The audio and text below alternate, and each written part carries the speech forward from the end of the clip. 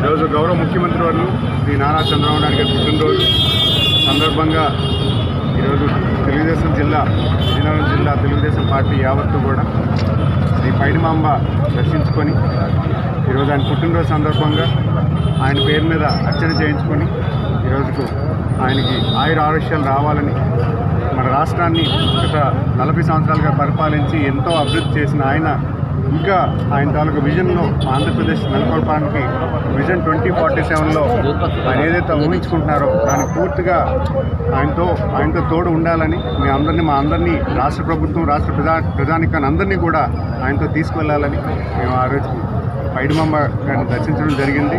ఆయనకి బలం చేకూర్చమని మేము ప్రార్థించడం జరిగింది. కనుక ఇక్కడ అందరూ కూడా ఒక పండుగ వాతావరణంగా ఈరోజు ఆయన పుట్టినరోజు సెలబ్రేషన్స్ యావత్ జిల్లాలోని రాష్ట్రంలోని సెలబ్రేట్ చేసుకుంటున్నాం.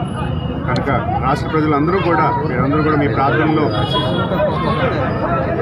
మీ తాలూకు ప్రార్థనలో ఆయన దీవెనలు చేకూర్చాలని కోరుకుంటూ మరి ఈరోజు పైడిమాంబ గుడిలో 101 కొబ్బరికాయలు కూడా కొట్టడం మరి అందరూ కూడా సంబరం కింద ఉందని భావిస్తున్నాను.